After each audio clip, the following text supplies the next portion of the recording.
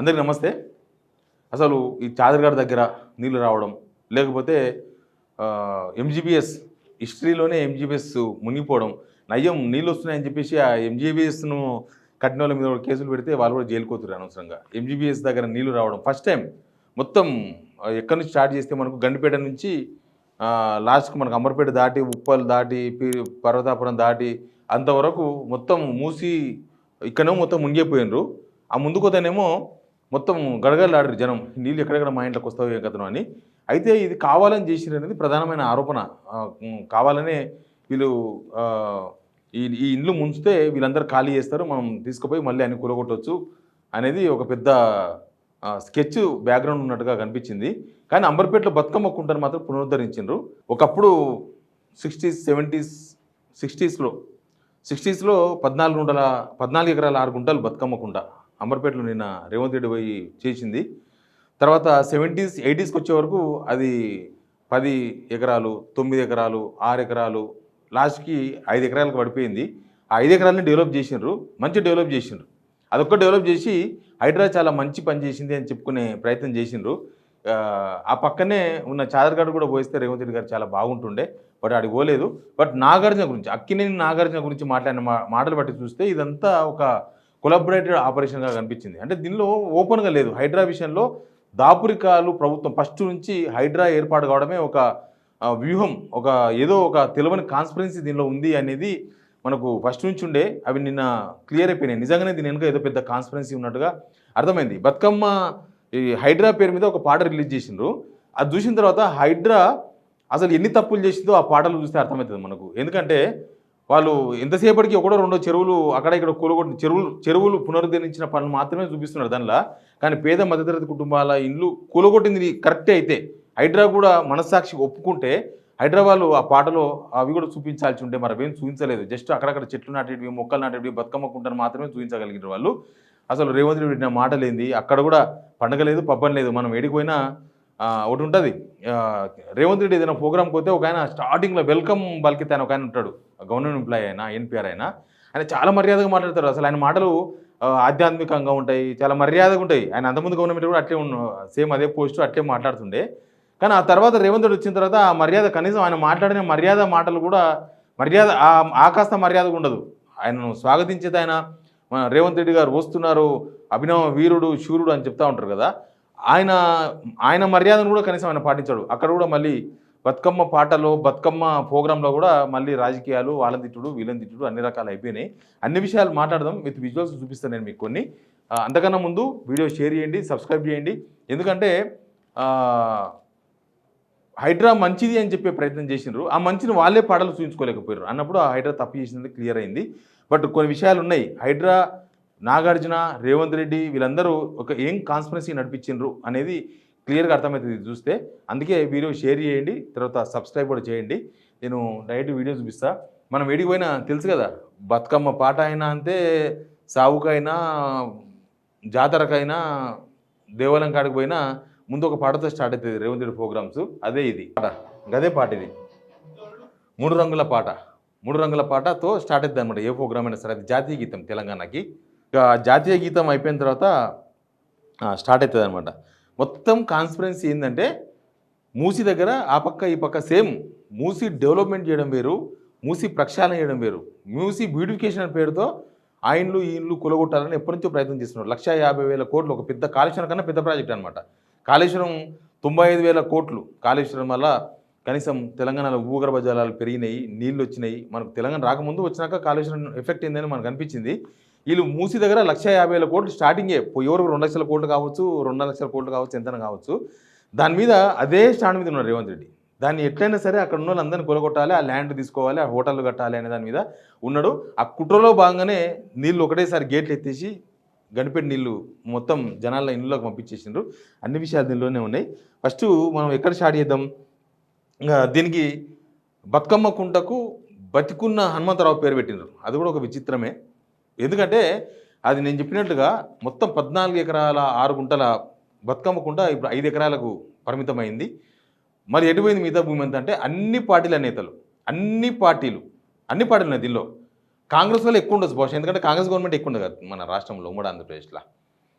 అందరూ ఎక్కడెక్కడ ప్లాట్లు చేసి అమ్మేసిండ్రు, కబ్జాలు చేసిండ్రు, తక్కువ అమ్ముకున్నారు, రకరకాలుగా అయిపోయినాయి.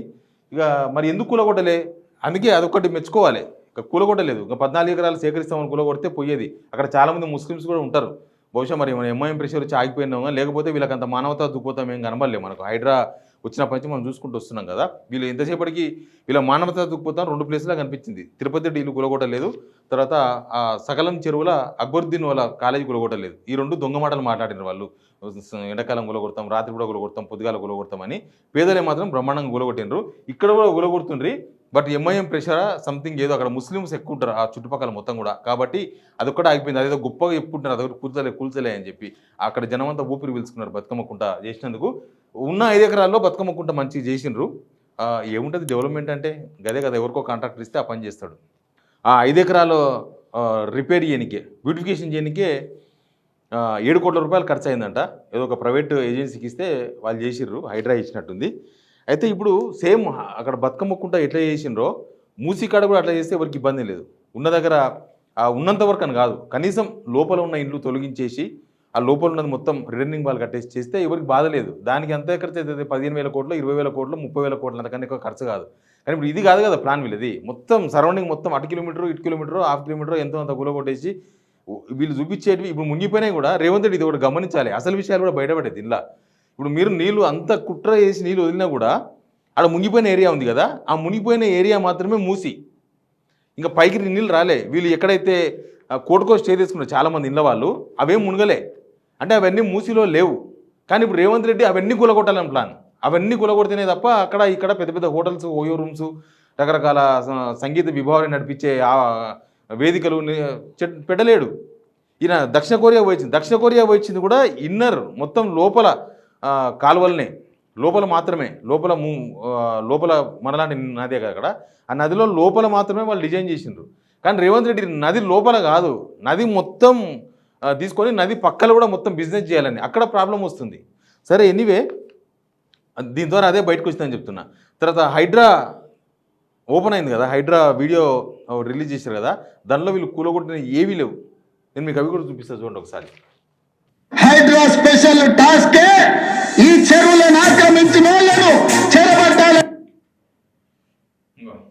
ఇక్కడ నల్లమల్లారెడ్డి అక్రమాలకు కూల్చిందంట.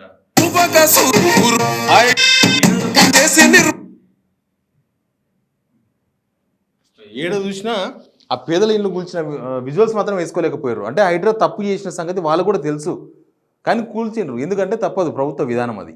చూసారు కదా వీడియో, దానిలో ఏది వీళ్ళు కూల్చినా ఏది చూపించలే. వీళ్ళు బాగా చేసింది కూడా ఒక బతుకమ్మ కుంటాను, ఇంకా మిగతా ఏం చేయలే, అన్నీ అటే వదిలేసిండ్రు.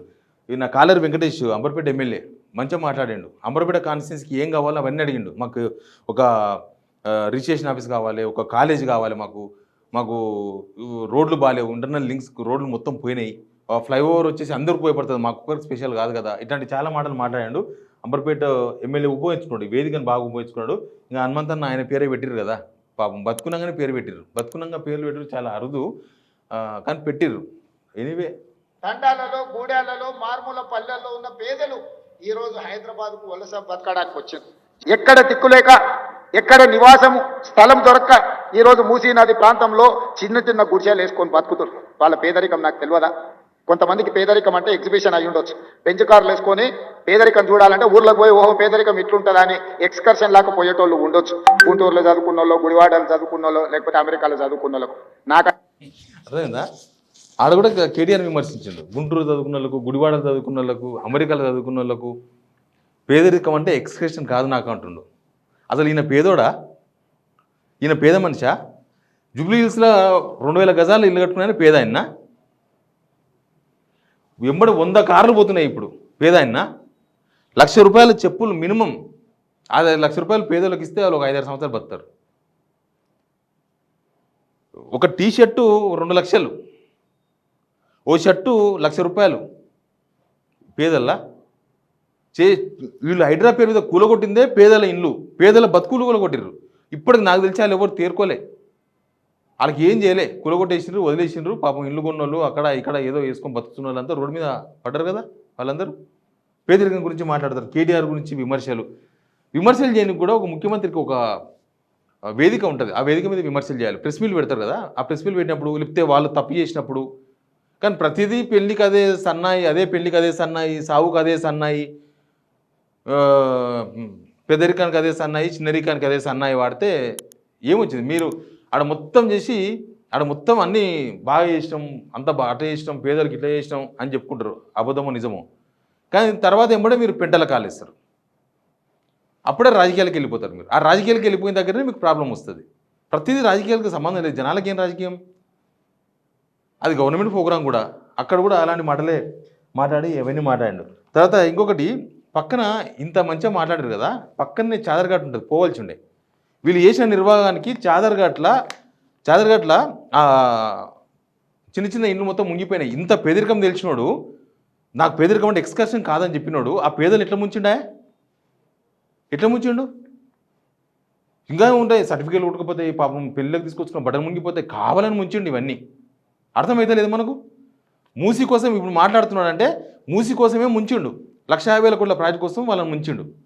తర్వాత ఇంకా నాగార్జున గురించి మాట్లాడుతారు, అది కూడా చూడండి ఒకసారి. కూలిందంట ఎవరు? నాగార్జున గారు ఆగర్భ శ్రీమంతుడు, ఒక పెద్ద సినిమా స్టార్. కానీ అక్కడ తుమ్మిడిగుంట అనే మొత్తం చెరువునే కబ్జా పెట్టుకుని, నాకు కూడా మంచి మిత్రుడు. మేము అడిగి చూసినాం. వారు కొంచెం వారికి ఉన్న పాత సావాసం, పాత మిత్రుల వల్ల కొంత ఆలోచన చేసిండు. మా అధికారులు పోయి దాన్ని తొలగించి తర్వాత ఆయన్ని ముందుకు వచ్చి, సార్ ఇట్లాంటివి ఇంకా నాకు వద్దు వివాదాలు, నేను ప్రజలకు ఆదర్శంగా ఉండదలుచుకున్నా, ఈ చెరువు పునరుద్ధరణ కోసం 2 ఎకరాల భూమి నేనే అప్పచెప్తా అని చెప్పి నాగార్జున గారు ఈరోజు ముందుకు వచ్చి ఈరోజు మనకు అప్పచెప్పారు. అలాంటి సందర్భాలు వస్తే మేము అభినందిస్తాము. నాగార్జున గురించి మాట్లాడు, అక్కినేని నాగార్జున. ఈ మాటలు విన్న తర్వాత ఒకటి క్లియర్గా అర్థమైంది. నాగార్జున ఈయన వీళ్ళందరూ కొలాబరేటెడే చేసినారు, లేకపోతే ఫస్ట్ కులగొట్టి బెదిరించి నాగార్జున లైన్లోకి తీసుకొచ్చుకున్నాడు. అదే అర్థమైంది ఇక్కడ. లైన్లోకి తెచ్చుకొని తర్వాత ఇంకా పెద్ద పెద్ద వాళ్ళంతా బిజినెస్ చేసుకుంటారు. నాగార్జున కూలగొట్టి దాన్ని సాగ్గా చూపించి పేదల ఇల్లు కూలగొట్టేసిండు.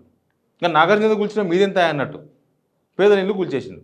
మరి నాగార్జున ఇల్లు కూలగొట్టినోడు నాగార్జున ఆగర్భ శ్రీమంతుడు, మళ్ళీ వీళ్ళ అన్న ఆగర్భ శ్రీమంతుడు కదా. ఆయన ఆగర్భ శ్రీమంతుడు కాకపోవచ్చు, కానీ ఇప్పుడైతే శ్రీమంతుడే కదా. మరి ఆయన ఇల్లు కూడా గులగొట్టేసి అడిగేళ్ళు ఇంకా మస్తుకున్న ఇండ్లు ఇట్లాంటి వాళ్ళు పెద్ద పెద్దలు అవన్నీ గులగొట్టవచ్చు కదా, ఆ కాలేజీ గులగొట్టవచ్చు కదా, అవేం గులగొట్టలే. ఇటు తిరిగి ఈయన మాట్లాడిన మాటలు మొత్తం కూడా ఫైనల్గా వస్తుంది. ఏడుకొస్తుంది అని అంటే మూసి కూలగొట్టాలి, మూసి దగ్గర కూలగొట్టాలి, కంకణం కట్టుకుంది దానికోసమే. అదొక్కటి చేయలేదు జీవితకాలంలో. ఆయన ఎప్పుడు దిగిపోతాడో తెలియదు. అది దీపే లోపల అదొక్కటి చేద్దామని ఫిక్స్ అయినట్టు కనిపిస్తుంది. ఒక మంచి నిర్ణయం తీసుకుంటారు. అందుకే మనస్ఫూర్తిగా దసరా పండుగ సందర్భంగా ఈ నగర వాసులందరూ మూసీ నది పునరుజ్జీవం కోసం సహకరించండి. మూసీ నది పరివాహక ప్రాంతంలో ఎవరెవరైతే నివాసం కోల్పోతుండ్రో వాళ్ళందరికీ శాశ్వత నివాసాన్ని ఏర్పాటు చేసే బాధ్యత తెలంగాణ రాష్ట్ర ప్రభుత్వం తీసుకుంటుంది. ఎవరిని నష్టపోనివ్వం, ఎవరిని కష్టపెట్టడానికి ఈ ప్రభుత్వం లేదు. ప్రజల కోసం అనుకున్న ప్రభుత్వమే, కానీ ప్రజలనే కూలగొట్టిందని తెలంగాణలో బాధ. ఇప్పుడు ఏమంటారు, ఎడుదిరిగి ఆ మూసి ప్రాజెక్ట్ చేయాలి, అది చేయనీకే ఇప్పుడు ముంచినామని ఒప్పుకున్నాడు ఆయన సింపుల్గా. దానికి వాళ్ళు నిజానికి కూడా మూసి లోపల ఉన్న వాళ్ళని తొలగించాలి. ఇప్పుడు ఎక్కడైతే మునిగిపోయింది ఇప్పుడు క్లారిటీ వచ్చింది. రేవంత్ రెడ్డి కుట్ర చేసినా, ప్లాన్ చేసినా, ఏం చేసినా ఇప్పుడు క్లారిటీ వచ్చింది. ఎక్కడైతే మునిగిందో ఆ ఏరియాని తీసుకోవచ్చు, అదంతా మూసియే. ఆ చిన్న చిన్న ఇండ్లు ఉన్నాయి కదా, 50 గజాలు 60 గజాలు, వాళ్ళకి డబుల్ బెడ్రూమ్ ఇల్లు ఇచ్చినా స్వచ్ఛందంగా పోయిన అన్నారు. తీరా చూస్తే మళ్ళీ అందరూ అట్లే ఉన్నారు. అదే అర్థం కాలేదు. అంటే డబుల్ బెడ్రూమ్ కూడా ఇవ్వలేకపోయినారు వీళ్ళు, డబుల్ బెడ్రూమ్ ఇవ్వలేకపోయారు, ఇందిరమ్మ ఇల్లు కూడా ఇవ్వలేకపోయారు వాళ్ళకు. మరి వాళ్ళు స్వచ్ఛందంగానే పోతామని అన్నారు. అప్పుడు వీళ్ళే ప్రచారం చేసిండ్రు, కాలేదు. ఇక ఆ పైన ఉన్న వాళ్ళను కూడా సహకరించమని అడుగుతున్నారు. మొత్తం మూసి దగ్గర ఒక పెద్ద బిజినెస్ చేయాలని. ఎనీవే ఇక్కడ 2 అంశాలు మాత్రం క్లారిటీ వచ్చినాయి. ఆ బతుకమ్మ చెరువులో నీళ్లు పోసినాయి, అదేమి 2 పిల్లు దొంగన నీళ్ళు వచ్చేది ఉంటే ఇప్పుడు ఉప్పొంగలే కదా, అది అబద్ధమని తెలిపోయింది. ప్లస్ ఈ మూసి ఇప్పుడు నీళ్ళు వదిలేసి మొత్తం నేనే ముంచానని చెప్పేసి విషయాన్ని చెప్పుకున్నాడు. 2 ఎందుకంటే ఎంజీబీఎస్లో ముంచిండు కాబట్టి ఎంజీబీఎస్లో కొలగొడతారేమో, జాగ్రత్తగా ఉండాలి. ఇక మూడోది ఏంటంటే నేను ఇప్పటికైనా మూసి చేస్తా, మూసి అవన్నీ నేను 1,50,000 కోట్ల ప్రాజెక్ట్ చేస్తానని చెప్పగానే చెప్పిండు. 4వది ఏంటంటే ఇప్పటిదాకా హైడ్రా కూల్చిన పేదల్ని అసలు ఆదుకోవాలి ఈ ప్రభుత్వం, మీకు ఆదుకుంటామన్నారు కదా, ఆ నమ్మకం కలిగించలేకపోతుంటారు. ఇక్కడ ఎవరైతే ఇల్లు కాల్ చేసిన అవసరం ఉందో వాళ్ళకి ఆ నమ్మకం ప్రభుత్వం కల్పించలేకపోతుంది అనేది మాత్రం క్లియర్గా అర్థమైంది. కానీ ఒక పాలకుడు నేను పేదోడిని, నేను పేదరికం నుంచి వచ్చిన, పేదరికం నాకు ఎక్స్కర్షన్ కాదని మాట్లాడే వ్యక్తి కూల్చిన పేదలను ఇప్పటిదాకా పట్టించుకోకపోతే ఇంకా ముందు గవర్నమెంట్కి ఎట్లా సహకరిస్తారు జనం? ఇది ఒక ఇంపార్టెంట్ పాయింట్. దీనికి ప్రభుత్వం కూడా గమనించాల్సిన అవసరం ఉంది. Please subscribe signal TV.